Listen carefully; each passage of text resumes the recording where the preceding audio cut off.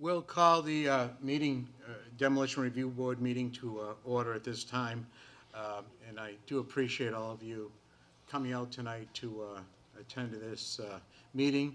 And I really do look forward to the contribution from the audience. We have some great historians, people with experience with the railroad, and a long history here in Concord. I'm Jim Spain. I'm the chairperson of the Demolition Review Board. This is Rick Jakes. He's on the Demolition Review Board, and Dr. Tolles, and Michael Dunn wasn't able to join us tonight. But so basically, there's 4 people on the Demolition Review Board for the City of Concord. I'm just going to, we do have an agenda. I hope, have all of you got a copy of the agenda? Okay. So you can follow along. We've got this structured, and I think a good systematic approach, I hope. The Demolition Review Board, we all love history. We want to preserve it. But the Demolition Review Board basically functions and reports to the Heritage Commission. All of us are members of the Heritage Commission. Rick Jakes is actually the chairperson of the Heritage Commission. We meet monthly here in this room, and the Demolition Review Board only meets when the application process is started and a permit is issued for demolition. So when we get a property, like the subject property this evening, the railroad properties, when we get these, we typically go to the property, we examine it, we record it, we document it, research it. If the building is 50 years old or older, we go. If it's newer than 50 years, we don't go. It's not needed, and it's not part of the agenda. So this railroad buildings certainly triggered the need for the Demolition Review Board to get involved because of the age and the rich history here in Concord. If we approve a building for demolition, for example, if you file for an application and we visit the property and we find that it's not historically significant, then they will tear that building down and demolish that building. There's no other recourse. That just happens.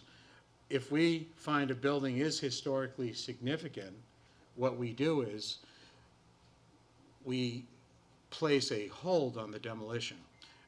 Now, that is 60 days from the date of the application.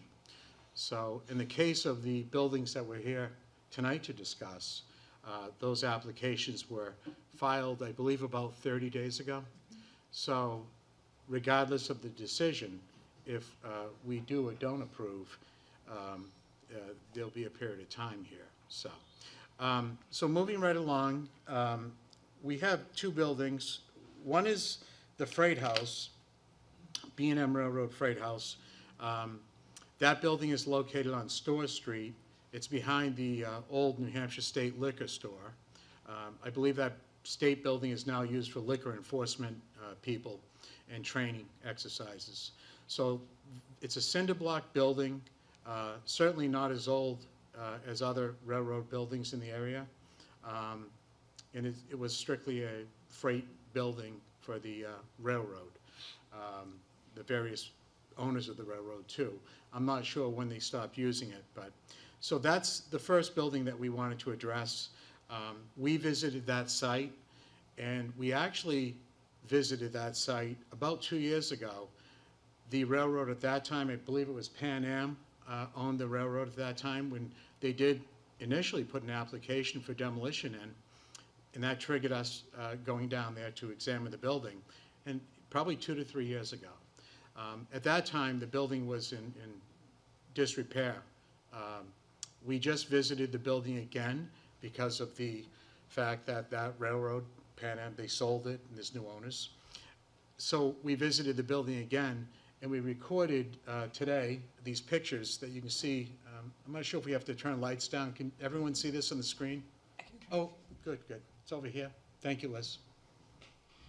All this technology around us, you know.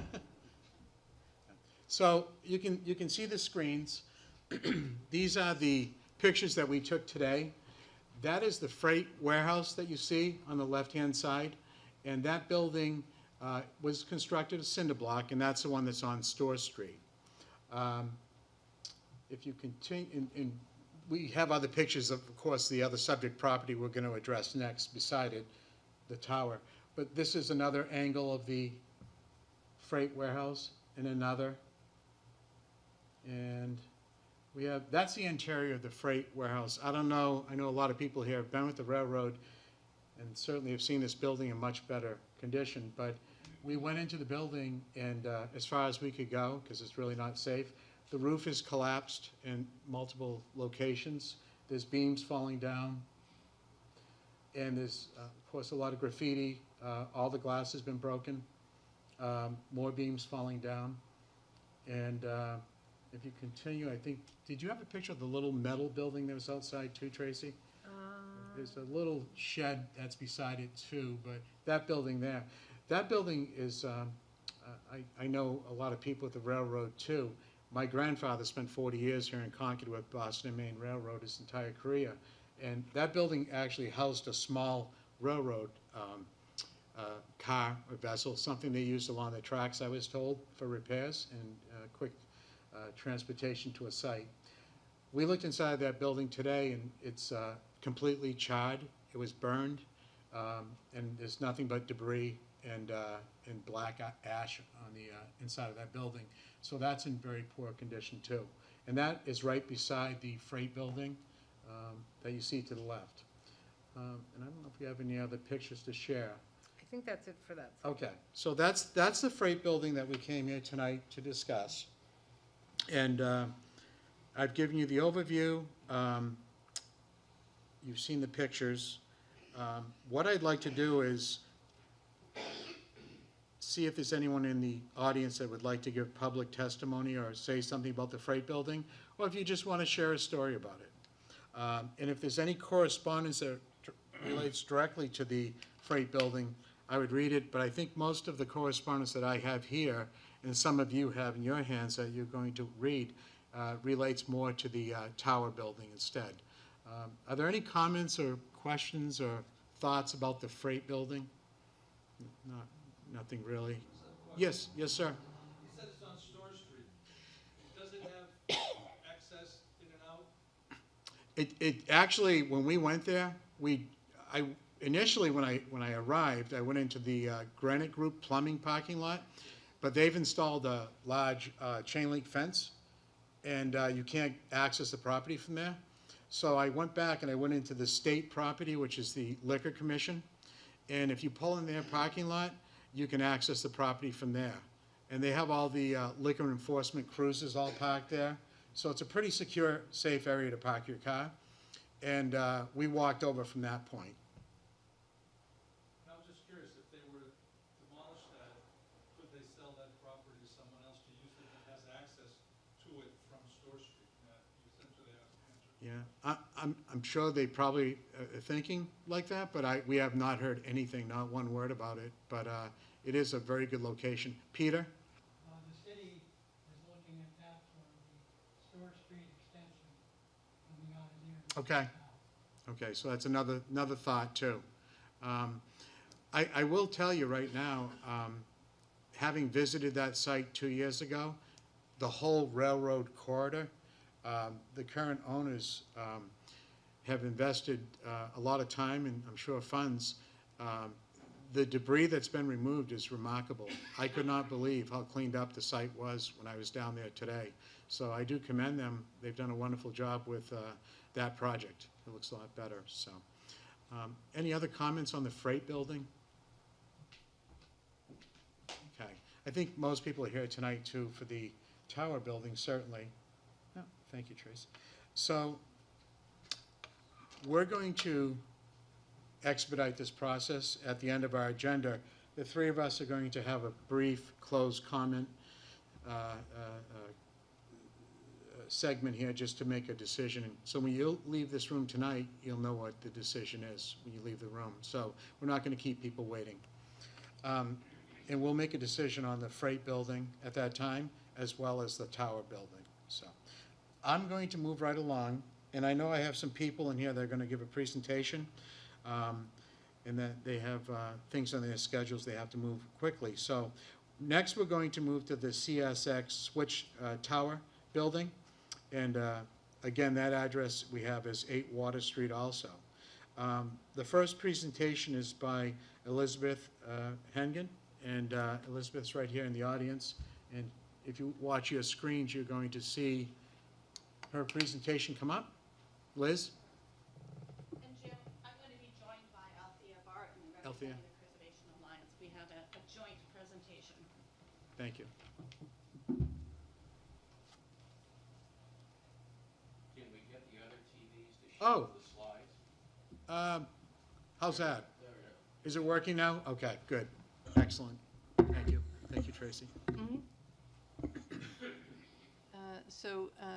Is everyone able to hear me? No. Okay, how about now? That sounds better.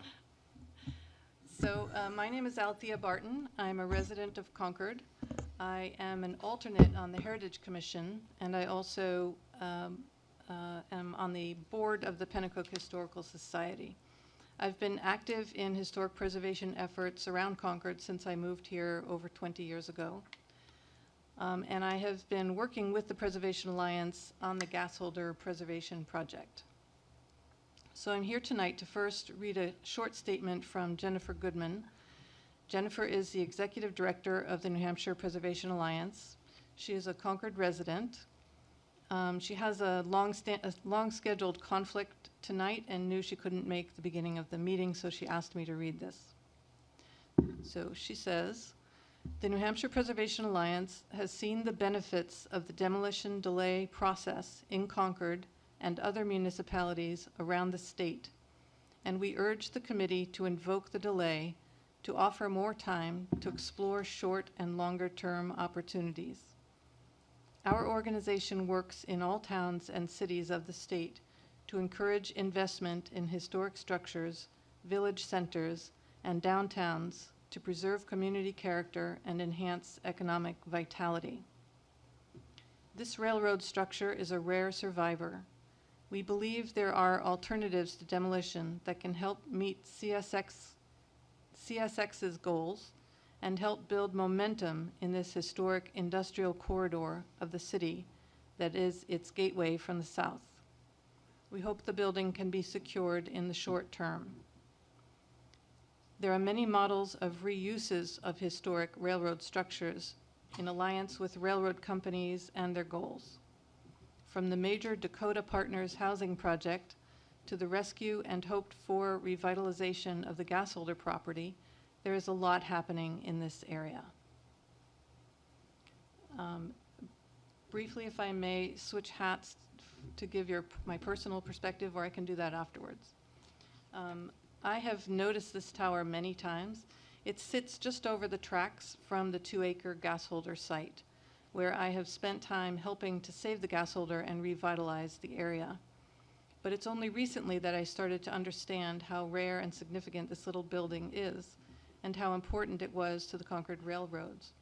And that is thanks to historians and railroad enthusiasts like the people in this room. I'm grateful they're here, and I look forward to hearing from them.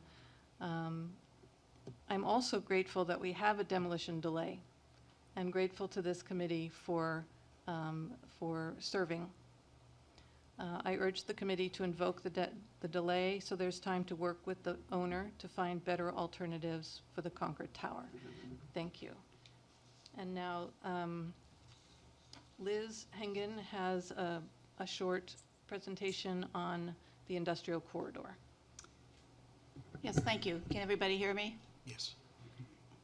So I'm Elizabeth Durfee Hengen, longtime resident of Concord and a former member of the Heritage Commission. In fact, I was on it back when the demolition delay ordinance was crafted and passed by the City Council. And over the years, it has played a huge role in assuring that we're neither taken by surprise by the loss of architecturally significant buildings or historically significant buildings.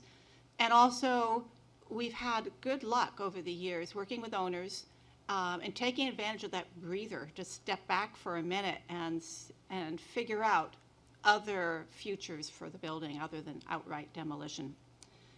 There are others here who are going to speak to the history and the significance of the tower itself. What I want to do is to talk about how it was an integral part of a lengthy industrial corridor that for more than 125 years was the city's economic backbone. The corridor stretched from Horseshoe Pond in the north, and in this slide we're looking north toward Horseshoe Pond at the top of the slide, and all the way down to South Main Street, a distance of 2.5 miles, far enough that only the northern part of this corridor is seen in this aerial view. Most of the city's industries were strung along this transportation corridor, served first by the river, and then starting in 1842 by the railroad, and another 100 years after that by the interstate. It was a busy, productive industrial spine that employed a large percentage of the city's residents. Jim, do you have the ability to go to the next slide? Or? I don't, it's over That's here. my job. Got it. There we go. At the north end of this corridor was, and still is, the buildings for Page Belting, which made leather belting that was used in factories throughout the country. Just a bit south of Page Belting was the Rumford Press, a building that's also still standing. It was the largest printing plant in all of the eastern United States, and where many of the nation's most widely circulated magazines were printed, including the Atlantic Monthly and Reader's Digest. I'm going to jump to the next one. The southern end of the industrial corridor was anchored by the vast Boston and Maine repair shops, and we are looking in a southwesterly direction here. What is shown here as an enormous complex that employed some 1,300 workers and served half of the entire Boston and Maine system, only a mere fragment is left. Two of the very few buildings that survive are the long brick building, sort of just right of center down in the foreground, which was a locomotive shop and is now occupied by Big Jim's. Ignore all of the steel that's on the clads the outside, because once you go inside, it's clear that it was a repair shop or a construction shop in this case. And then just a little hard to make out in this image, but if you follow the length of the locomotive shop, you might be able to pick out a brick building just past it that now houses a hair salon and I think another business. Virtually everything else is gone. But in between the repair shops here and Page Belting, there were dozens and dozens of factories and foundries, and they made everything from farm implements to pianos and organs to manhole covers to stoves to stagecoaches and so forth. From the time the railroad arrived in 1842, and then for the next century, it was the engine that underpinned the city's economy. It allowed all of these industries to prosper, to get raw materials in and finished goods out, and was the reason that Concord emerged as the city we know today. Today, however, we've lost the repair shops, we've lost the magnificent station, we've lost nearly all of the multiple supporting structures used by the railroad. Despite its diminutive size and relatively recent construction date, the interlocking tower is a rare physical reminder of Concord's reliance on the railroad. And then one more. Thanks, Tracy. Mm-hmm. I urge you, members of the Demolition Delay Committee, to enact the longest possible delay and to help us in the effort to enlist CSX's cooperation to temporarily protect the tower while we all seek a long-time solution for it, a use that ideally will contribute to the revitalization of this part of Concord. And as Jennifer Goodman of the Preservation Alliance wrote in her statement, there was a lot happening in this area. Let's ensure this building is part of that. Thank you. Thank Thank you very much. Sure. We appreciate both of you speaking. Well, and thank you for your role in this. A wonderful presentation. Thank you. Does anyone have any comments on the presentation that they'd like to share at this time? Okay, we're going to move along then. Public testimony? Oh, yes. Public testimony. Nobody really has any comments at this time? Yes, yes. This is in general, or? Just general comments relating, absolutely. Name of where you're from. Yeah. If you could just state your name, sir, and Sure. organization, if you are with one. Good evening. My name is Rick Kafori. I'm a resident of Concord, and currently serving as the Vice President for the Boston and Maine Railroad Historical Society.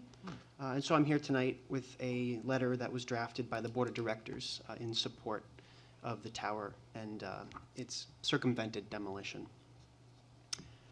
Concord Tower is one of a handful of Boston and Maine Railroad switch and signal towers still standing in New England, and one of 2 remaining in New Hampshire. Its companion structure, Manchester Tower, is also at risk of demolition and is in far worse condition. There are currently no plans or efforts to save Manchester Tower. In our modern New Hampshire, physical examples of railroad history and the intricacies of railroad operations are becoming increasingly rare. Concord Tower is Concord's chance to preserve and showcase this important history. New Hampshire's capital city of Concord was once a booming railroad city, wherein many citizens were employed by the Boston and Maine. Since that time, countless commonly lamented landmarks of its former railroad glory have been lost. This includes much of the long-neglected Concord Shops complex and Concord's lavish Union Station, torn down in 1960. Yet Concord Tower remains, built in 1944 by the Boston and Maine to control a new system of automatic centralized traffic control signals on its New Hampshire Division main line. The structure played a vital role in the economic and railroad landscapes of Concord during its final decades as a major railroad hub. It protected thousands of freight and passenger trains until 1959, including international express trains linking Boston and Concord with Montreal. Concord Tower also served as an important track switching point for controlling switches in Concord Yard, around Union Station, and leading into the shop complex. From 1985 to 2010, the tower served as the headquarters for the locally based New England Southern Railroad. During this time, Concord Tower became a well-known symbol of the new era of independent short-line railroading in New Hampshire. The Boston and Maine Railroad Historical Society and its board of directors emphasize the historical importance of Concord Tower and its long-standing status as a recognizable symbol of Concord's railroading past. It is the most explicit and visible example of this history that Concord has left. Railroad history is Concord history, and railroad history is New Hampshire history. For the sake of educating generations both present and future, and to avoid repeating the losses of the past, we strongly encourage all parties involved to circumvent demolition and thoroughly explore any and all solutions for preserving, securing, and utilizing the structure. And we'd like to thank you for the opportunity as well. Thank you very much, Rick. We appreciate your presentation. Do we have another gentleman out here that'd like to speak? If you could state your name and...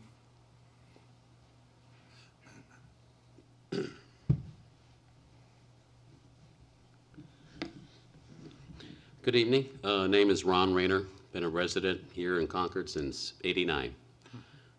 Retired engineer, environmental, waste, largely contaminated sites, gas holder. I was heavily involved with Preservation Alliance in helping to preserve, and we hope we're near the goal line of actually preserving the gas holder. And in that vein, this control tower, which the gentleman just referenced was built in '44, would have served the actual gas holder for about a decade. Gas holder was built in 1888, ceased operations mid-50s. So it would have been heavily involved in directing coal, freight trains loaded with coal, which were a frequent visitor to the gas holder's site.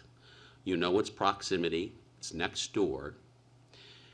This, to me, should be integrated and intertwined with the preservation of the gas holder. They go together. There is a symbolic and iconic connection culturally. And it could serve in the future as a opening point, as a meeting point for the public when the final decision is made as to what the site will ultimately serve.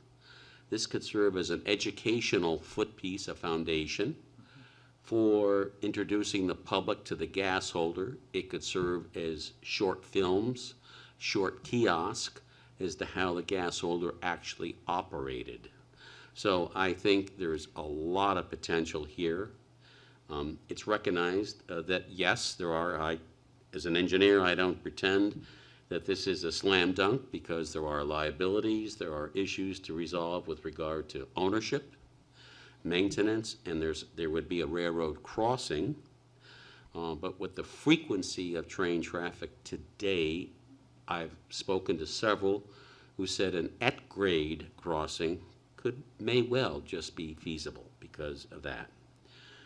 So yes, there are some obstacles to overcome, but we need the delay. I strongly encourage the committee to strongly recommend a delay as long as possible so that they can work out something potentially, hopefully with CSX.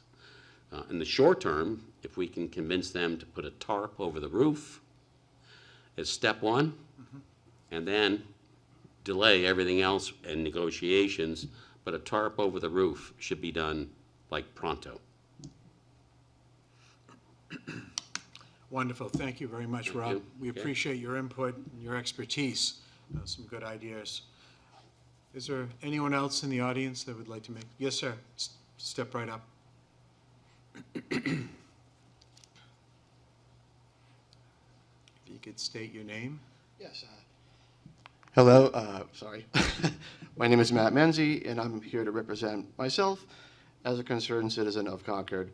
I'm also a member of the Boston Main Railroad Historical Society and the Massachusetts Bay Railroad Enthusiasts, but I'm here mainly to express my own opinion, although it is much alike those of those organizations. Sure. I know it's hot out there, so I'll be brief.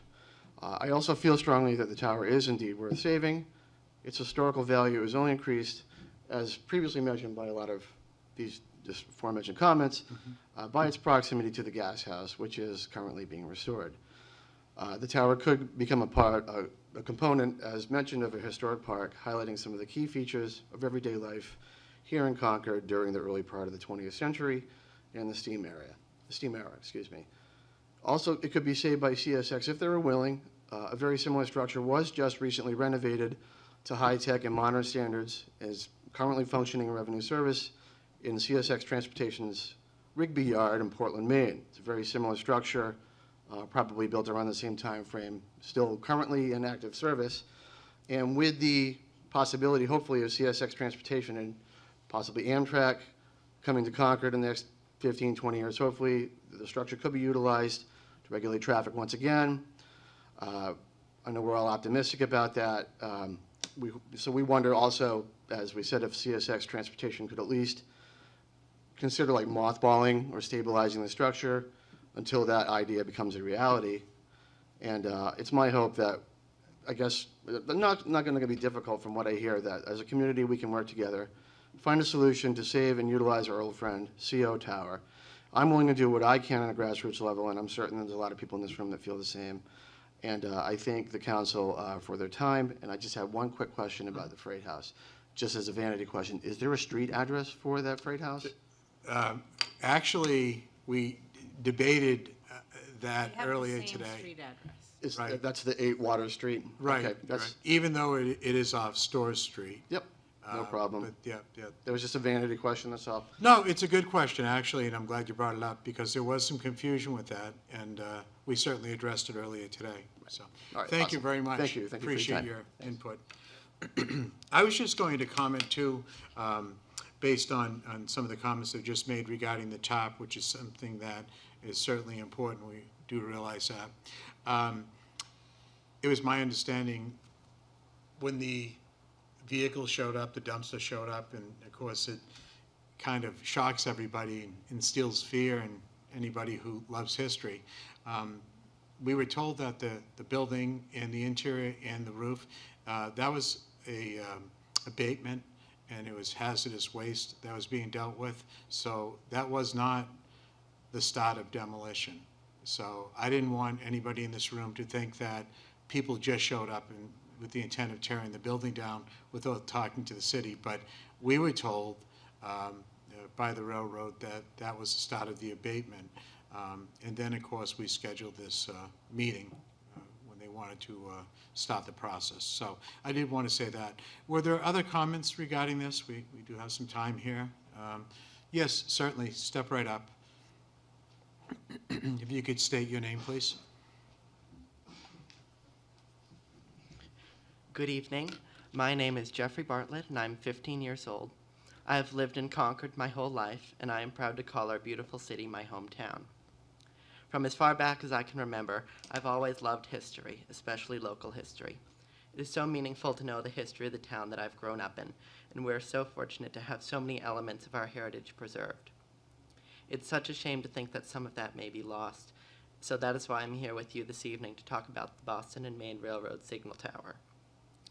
The year 1842 marked the arrival of the railroads in Concord, and the city served as an important railroad center for over a century following that.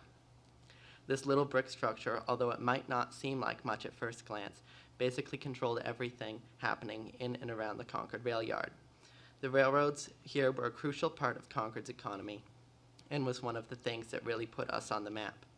Sadly, many of the structures surrounding the city's railroad history have been lost, and that is why saving and preserving the railroad signal tower is so critical. There are so many people like me and others here speaking tonight, and there will always be, without a doubt, people like us who are eager to learn more about our past and are passionate about preserving things like the signal tower so that our generations and all those to come can learn about and truly appreciate the history surrounding us. Thank you. Very nice. Thank you very much, Jeffrey. Thank you very much. Appreciate your input. We also have, and I'm not going to read because it would take quite a while to read these, but I have 8 correspondence letters that were sent to us, all in support of preserving the tower. So I wanted to put that on the record. Sir, you had comments? More of a question. Okay. But, Come, step right up. Here, my name is Henry Good, Concord, New Hampshire, belong to B&M, Oh, Nass Bay Railroad. yeah, And thank, I'm also a board member of Train Riders Northeast, which is the citizen action group that got the Down Easter running, so I believe in railroads. But my question is along the lines of, considering CSX, is the question out there of potentially moving that structure? I understand cost. exactly. That's- We have not, that has not been brought up Okay. at this It's not time. unusual for a major railroad to donate something if you're willing to Really? move it.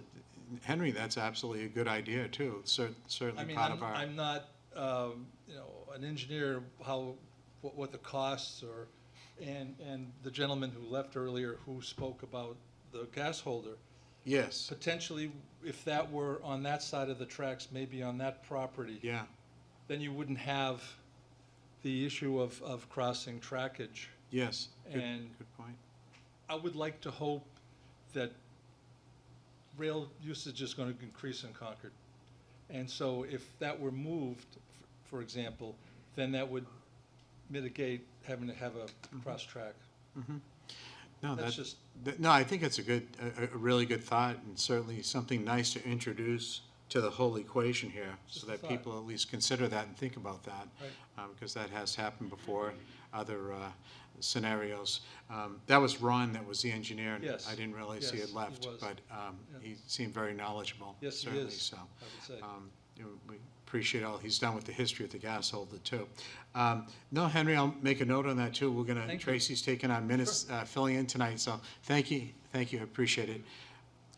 Is there anyone else that would like to make a comment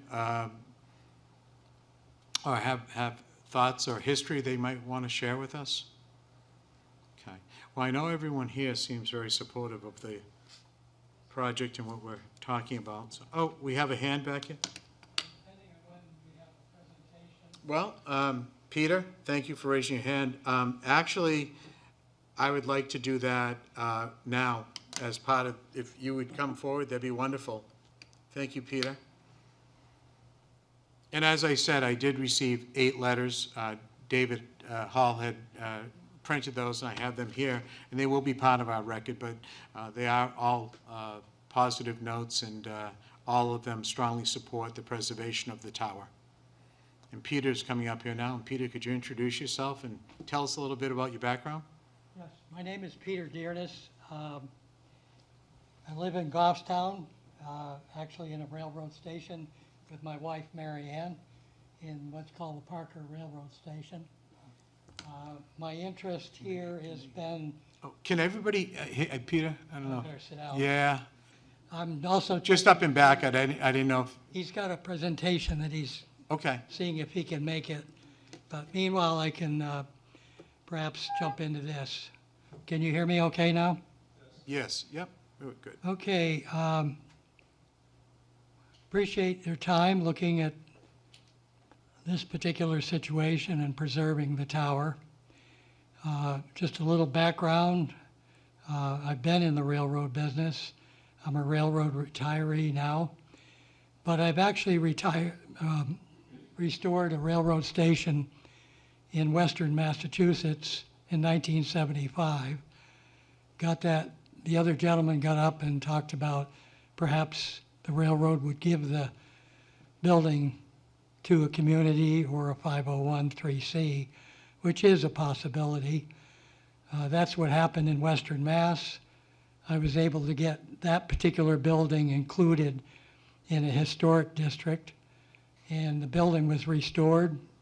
We utilized it for our railroad offices for the Massachusetts Central Railroad.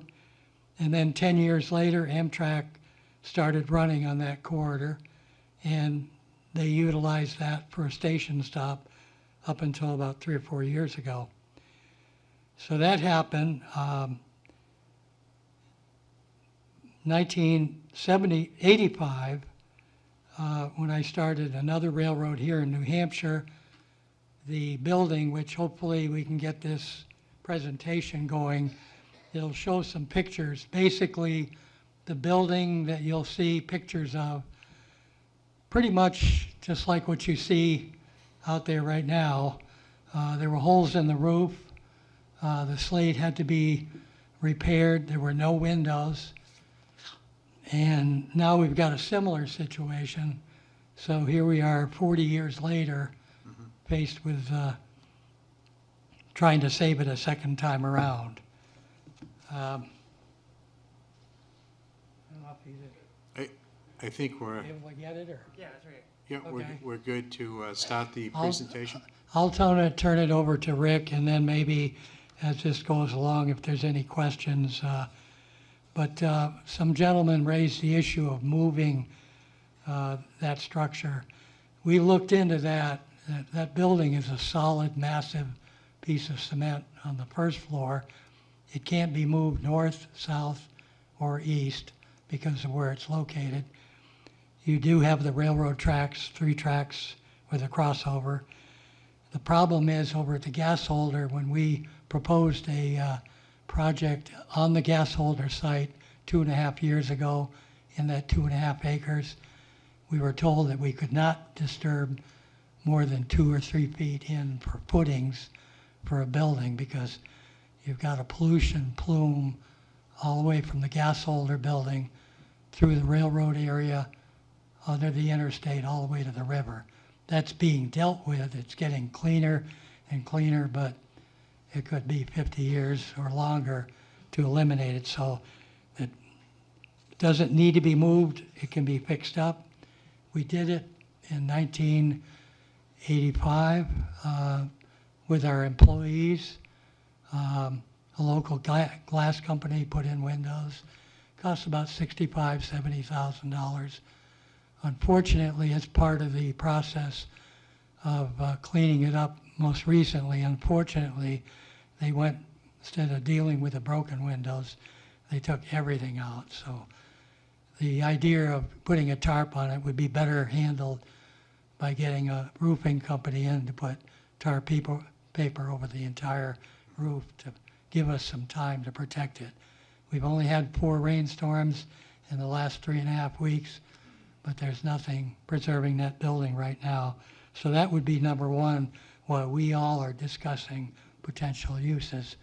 I like the idea of, we've already spoken with 4 or 5 501(c) organizations that might be interested if the town, the city rather, controlled it, or one of the organizations controlled it, to bring it, use it for occasional meetings. It's very small, limited parking, but the number one task is to preserve it. And I'll turn it over to Rick, and these pictures tell 1,000 words. So just a little Thank bit you, more Peter. in-depth look at some of what we've talked about tonight. So we mentioned Union Station, which was torn down in 1960 by the B&M, the city of Concord, and the state of New Hampshire. And so that's one of the commonly lamented structures that people reference when talking about Concord's history. So this is a shot of the tower when it was built in 1944. The structure in front of it is actually the old signal tower, which was being taken apart at that time. The reason for the construction of Concord Tower was the changeover from your classic semaphore type metal blade signals to electrically lit centralized traffic control signals. And so the B&M was undergoing a project to replace the signals from the Massachusetts border up through Concord at that point in time. And so the new tower was a modern post-World War II, well, just about post, right at the end of the war, effort to modernize the railroad at that point. Another shot looking north. This was actually taken by an official photographer for the B&M Railroad. This is looking north at the overpass and the tower on the right, and to the left you can see the gas holder complex and the siding at which coal cars were spotted to be burned and turned into coal gas. And so you can kind of see a little bit of that railroad and also the industry in which it protected and served at that point. A couple shots of the interior of the tower. Downstairs was a relay room which held the batteries and the relays which controlled the signals and the switches that the tower was responsible for protecting. And then to the left you can see the operator upstairs in the second floor of the tower sitting at the control board, which would have shown the different signals on the line and their statuses, and he would have been responsible for controlling the status of those signals based on train traffic throughout the entire area. And top right, you can see a steam-powered train heading south on the division out of Concord Yard. Just an illustration, most people are probably familiar with where the tower is, but this is sort of where it is in relation to the gas holder and the rest of the corridor in that general area. Concord Tower was in service by the B&M for signaling purposes and switch purposes until 1959 when the B&M closed their shops complex, and there was significantly less traffic jams, if you will, in the general area with the shops closed. And so the railroad structure was still used and owned by the Boston and Maine for storage purposes and as a gathering place for section crews and signal crews, but it was not used to control signals after 1959. That responsibility was transferred to Manchester Tower, which was open until 1974.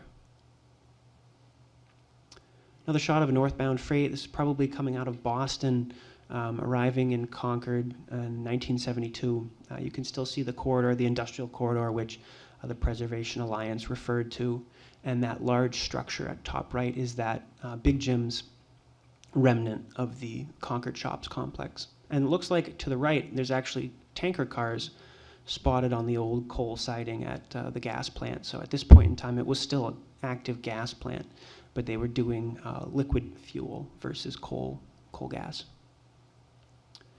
This is the tower in 1985, just before New England Southern moved in and took over, looking relatively similar to the condition that it's in today. Holes in the roof and the windows boarded up. This is right before New England Southern did an extensive restoration to move in and use it as their freight office. And you can see the difference after the restoration in this about 1988. The tower has been restored, cleaned up. The grounds around it have been manicured, and they're actively using it as a freight office. Nice shot showing both the roof profiles of the gas holder and the tower in the 90s when the tower was still being used by New England Southern. A couple shots of the interior. This is the second floor, the upstairs floor of the tower, being used by Charles Hunter at bottom and Pete Dearness at top for freight purposes. A nice kind of panoramic view of the second floor of the tower. That's Charles Hunter there. He wrote a letter of support. I believe it was submitted to the board, but nice quote that he brought out of it was that his job was to coordinate customer service with the New Hampshire customers, with the train crews, and to keep records on operations, financials, and government documents. So that's kind of the purpose that the tower served in its second life with New England Southern. Another nice shot of the tower in the 90s when it was being used by New England Southern. These are some shots that I took inside the tower in 2015, about 8 years ago. It was still in remarkably good shape about 4 years after New England Southern had vacated the structure upon Pan Am's request. And these were taken last July. I took these. I went down to take some shots of the tower with the windows boarded up, showing the windows that would probably have to be replaced once restoration, if restoration does indeed take place. More recently with the abatement we discussed. And this is just a few weeks ago, and that shows the roof with the shingles removed. And so the wood underneath is in remarkably good shape for 1944. But as we said, that would be a priority to cover that as soon as possible. One shot here of Manchester Tower. Manchester Tower was important as well for a little longer than Concord Tower. But Manchester Tower is in much worse shape, and as far as I know, there's no effort or interest in preserving the structure at this time. And one more shot showing the tower during its New England Southern days. So I believe that's it. Wonderful. Thank you very much. We appreciate it. Thank you.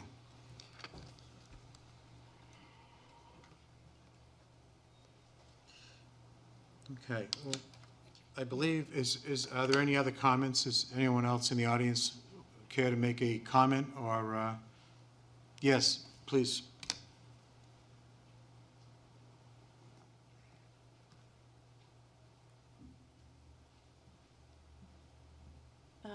So I just had a few follow-up comments that I believe haven't been mentioned.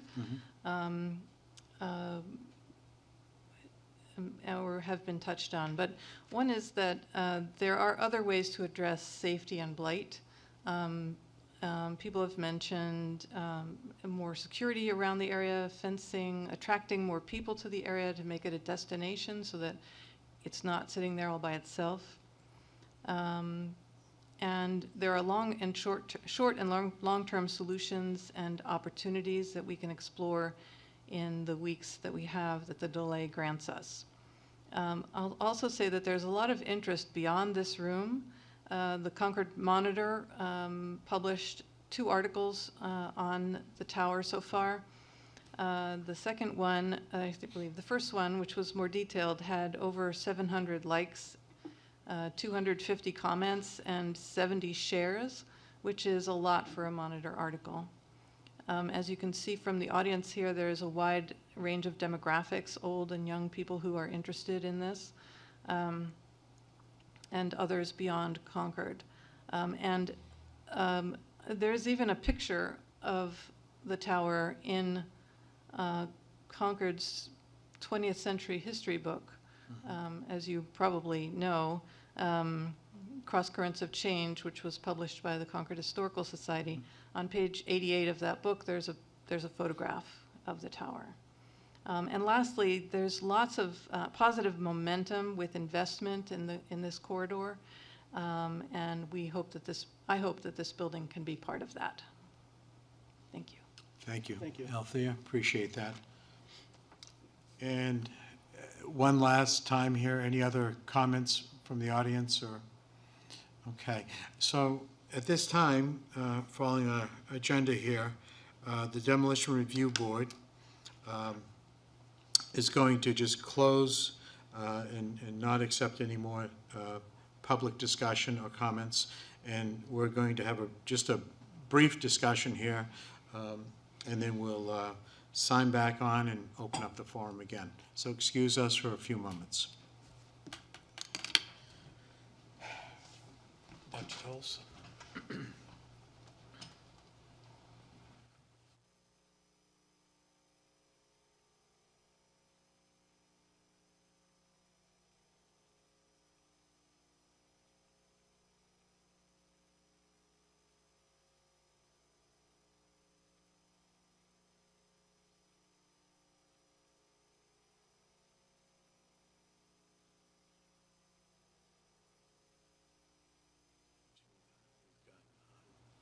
People that have actually used the building.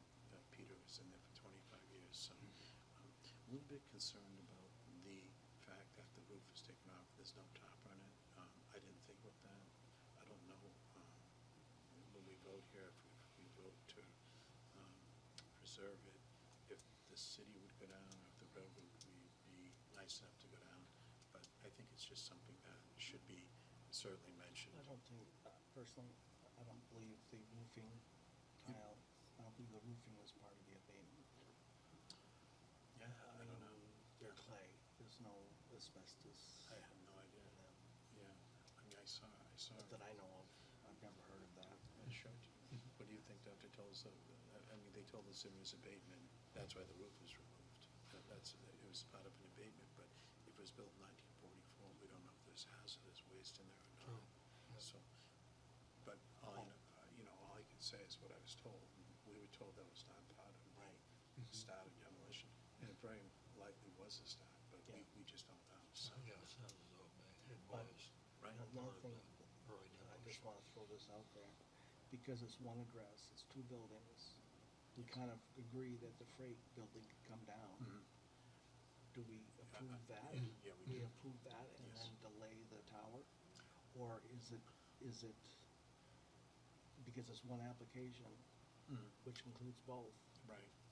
Well, I think, in all serious, when I went there today, I was shocked at seeing the condition of the freight building. I had no idea. It's 10 times worse than it was 2 years ago. Yeah. So right. I actually feel that at this point, and people are down there, a lot of people, and the doors are all kicked in, and you can see there's things in the building. But you know where I'm coming from, though. No, I know.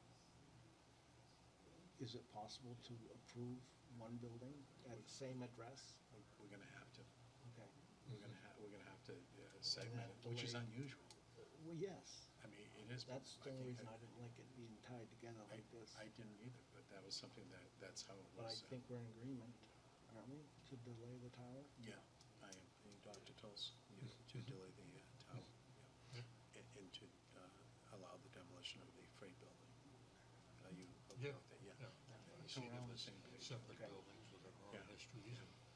I'm actually, I mean, I'm kind of shocked that there's a fence not around the other building. I just, when I went down, I walked in the building, it's just, I know. I know. So I think that's something, but, okay, so we're on the same page, and, okay, yeah, well, that's good. We have a quorum, we have 3 of us, we voted with that. Okay, so what we'll do is I'll announce that, and then, open it back up, see if there's any comments on that, so. Well, do we open it back up after we make that decision? I think, well, what I want, yeah, we do. Oh, open, okay. Yeah. Okay. I just, Okay. I really felt. No, I just want to make sure it was in here. Yeah. They have the right to go home tonight to bed knowing that Yeah. this is what we decided, instead of letting, people wait a day to. So. Right, okay. Okay. Very good. Sounds good. Dr. Okay. Tolles? Very good. Thank Do you. your gavel. Do your gavel. I really like that. Thank you.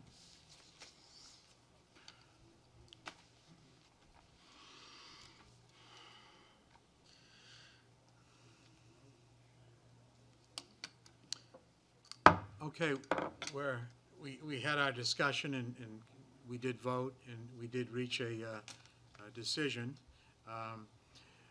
I want to say it's unusual when you have two buildings owned by the same people, both used for the same purpose, essentially, and presented in this format on the same night. It's unusual. The freight building is part of the equation, and the tower building is part of the equation, too. We visited the freight building, and I think it's since we visited it 2 years ago, it has deteriorated rapidly. With the pictures you saw this evening, you can see that the building is in really rough shape. So it is the decision of the Demolition Review Board.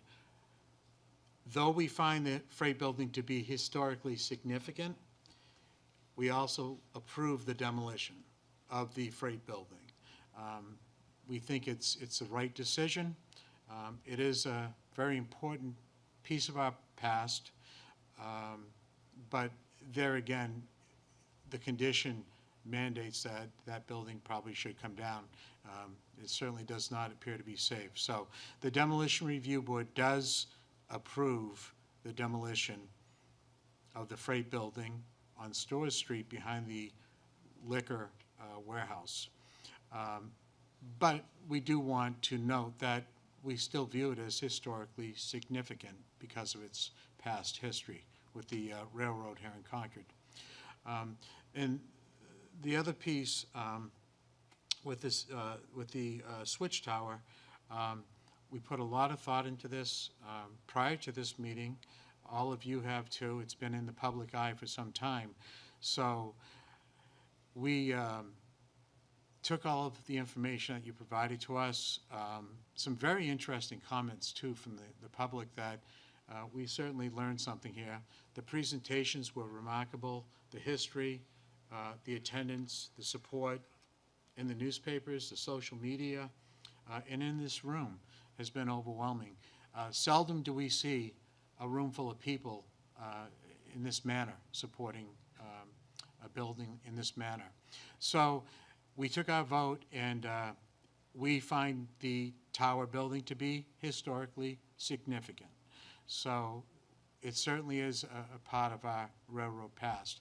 And we do not approve the demolition.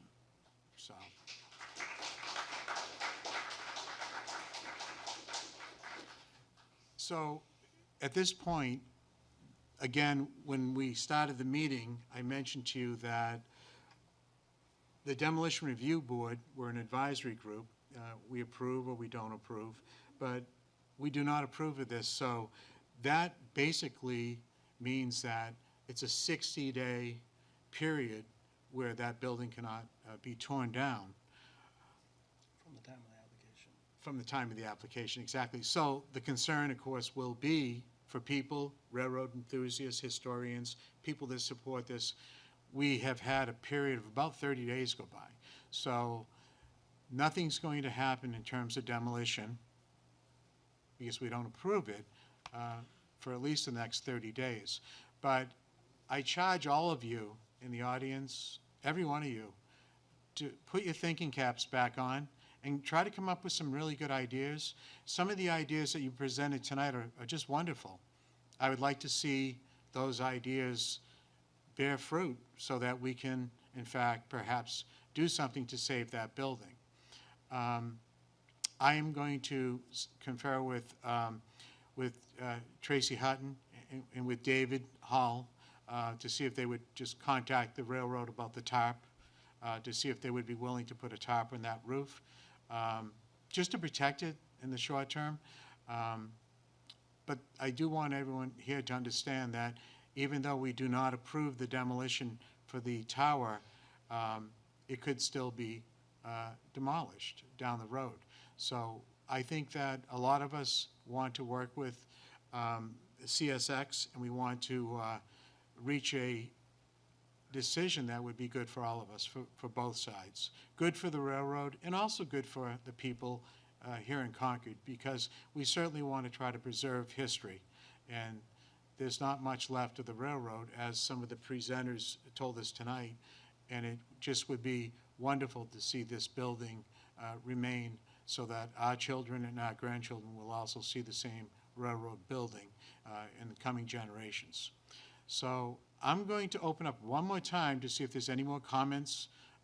Yes, sir. On the demolition of the freight, does that include the metal building? Good question. Henry? Yes. Yes, Henry, thank you very much. Yes, it does. Just curious. No, it's good that you brought that up. When we toured the building, the metal building where there was some type of vehicle house for many years, I heard back decades ago, actually burned, and there's about 3 feet of burned debris in the bottom of the building when I went down there today, and I did take pictures of it and documented that. So that building is in the same condition as the freight building. So that would be important to note, that we are approving the freight building and the metal building, which is actually quite small, probably 15 feet deep or 20 feet deep, but it's a very small building, but we approve that too for demolition. But that's a good point, Henry. Thank you very much for bringing that up so that everybody here in the room understands that. Any other, yes, sir, Peter? Sure. Well, the New Hampshire Preservation Group and myself are in direct contact with CSX and the Concord Yard. So, once you folks notify them officially, we will follow up on discussions, and then I'm going out for 3 weeks. That's, Peter, that's wonderful. Did everybody hear Peter? He's in direct correspondence with CSX, and they've been talking for 3 weeks. So that's very encouraging to hear that. So wonderful news, Peter. Thank you. And please keep us posted, all of us too. They just want to clean up the corridor. Yes, yes, and we do commend them. We made a note, we do commend them. They've done a wonderful job cleaning up the corridor in terms of the trash and debris.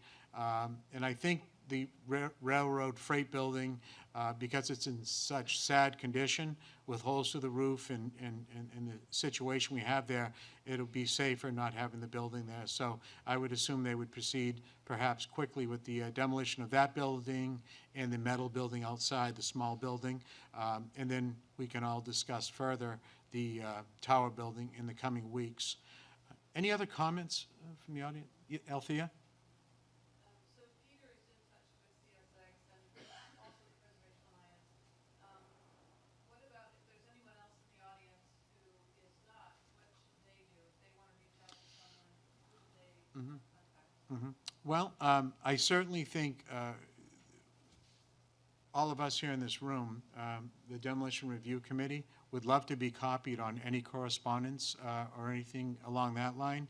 I think Peter is the small end of the funnel. He seems to have their ear, and he seems to know who he's talking to, and they seem to know him. So I think at this time, what Peter's doing is something that we would feel very comfortable monitoring and receiving feedback on. Because as a board, we will not be managing, certainly not managing that aspect of the project. But Peter seems to be involved in it with a good following, Peter. I believe a lot of these gentlemen and ladies in the room know you, and they're aware of what you do. You know, all of you people that presented tonight, very knowledgeable, so good information. Comments or questions? Yes, sir. I think you have a great opportunity with the saving of the yard tower, in a sense, to obviously preserve the railroad history of Concord in a small place, but also gives people an opportunity, perhaps, if it's done right, to actually see railroading in Concord, since the trains do come up through there, and they do switch through there, and they do move around through there. It gives people a very safe opportunity to witness that, learn about railroading. Mm-hmm. I think that's a really good point to make. It certainly is. I've been here all my life. My family arrived in 1850, and as I said earlier, my grandfather was with B&M Railroad his entire life. As a child, I enjoyed the trains in Concord and the history, and we always think back, all of us, and I saw the picture of the train depot, and we think back to that, and we don't want to see something like that happen again, of course. That was to such a high magnitude, and it was so difficult back in 1960 that here we are, all these years later, we still talk about it. So it's very, very interesting to see the impact that it's had on the lives of people in this room to this very day, all these years later. So, gentlemen, do you have any comments to add? I just want to thank everyone for showing up, and people that are interested. On a personal level myself, I mean, social media works. Letters to the editors of the Concord Monitor, get people talking about different ideas. We've done our part. We're going to try to do more, but that's all I have to say right now. Okay. Well, thank you, Rick. Appreciate that. Dr. Tolles, you Second what he said. second. Very good. And so do I. So are there any more, before I close the meeting here, are there any more comments or thoughts? Okay. Well, I want to personally thank you, and the committee thanks all of you for coming out tonight. Show of support to save the tower. Hopefully, the end result is that we can move forward in a positive way. I see Peter's networking the audience, so if anybody would like to communicate with Peter, he certainly is a wealth of knowledge. So I'm going to conclude and close the meeting and adjourn. Have a good evening, everyone. Thank you very much for coming.